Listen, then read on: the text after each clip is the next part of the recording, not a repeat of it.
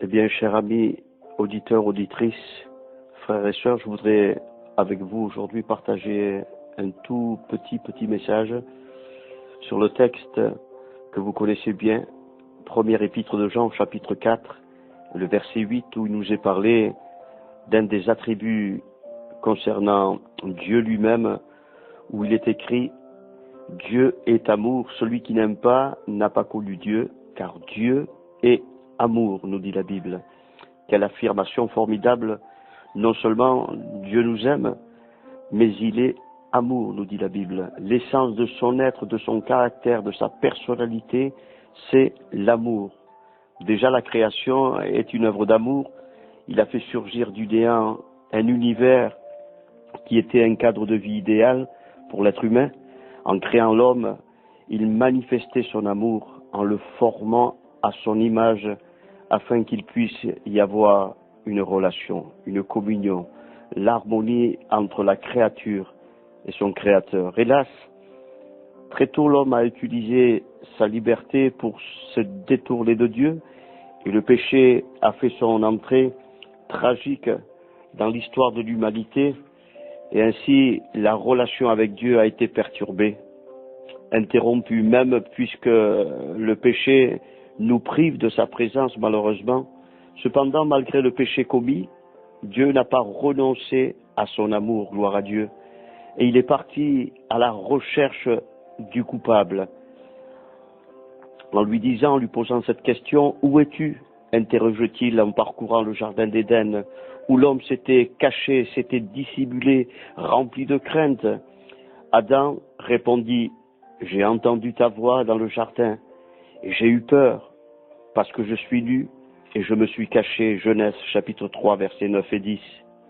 Bien sûr, le péché a été sanctionné, et les conséquences de la chute ont été graves dès le départ, car Dieu, tout en étant amour, est également juste, et il se doit de rendre à chacun selon ses œuvres. Il dit à la femme, « Tu enfanteras avec douleur, ton mari dominera sur toi, » et dit à l'homme, « Le sol sera maudit à cause de toi, et c'est à force de peine que tu en tireras ta nourriture tous les jours de ta vie. » Je voudrais peut-être ouvrir une parenthèse pour la refermer très vite. Je voudrais cependant rappeler que ce n'est pas le travail qui a été maudit, mais c'est le sol, c'est la terre qui a été maudit. Le travail est une bénédiction, un bienfait que Dieu a donné à l'homme et à la femme, par conséquent, bien sûr, puisqu'il est écrit quelque part dans le livre des Proverbes que le précieux trésor d'un homme, c'est l'activité. Paul, de son côté, dans le Nouveau Testament, dans les Épîtres, déclare que celui qui ne veut pas travailler, qui ne travaille pas, qui ne mange pas non plus. Ainsi, ce n'est pas le travail qui a été maudit, mais la terre. Je referme la parenthèse.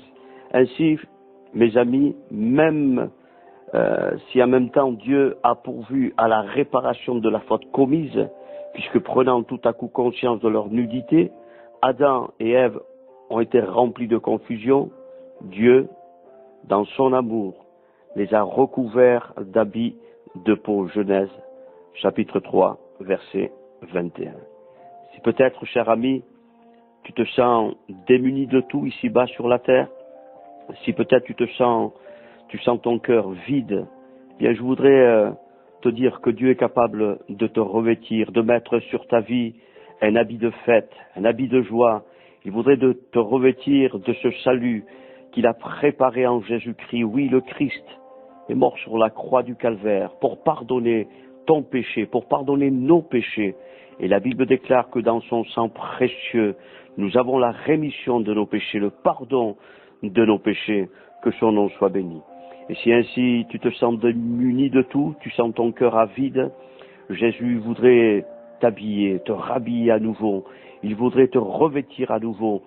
Et je me souviens de cet enseignement de Jésus lui-même, où il est écrit à un moment donné dans un récit, un beau récit de la part du Seigneur, où il est dit que le fils prodigue, revenant à la maison alors qu'il avait dépensé tout son bien dans la débauche, c'est ce que nous dit la parole de Dieu, revenant à la maison paternelle, quand le père le vit de loin, La Bible déclare qu'à un moment donné, le Père a pris la précaution de dire à ses serviteurs de le revêtir d'un habit, d'une tunique, et de le revêtir à nouveau, lui qui était venu en haillons. Eh bien, le Père a pris soin de le revêtir à nouveau correctement. Ainsi, Dieu voudrait te revêtir et Dieu voudrait te donner ce dont ton cœur a besoin.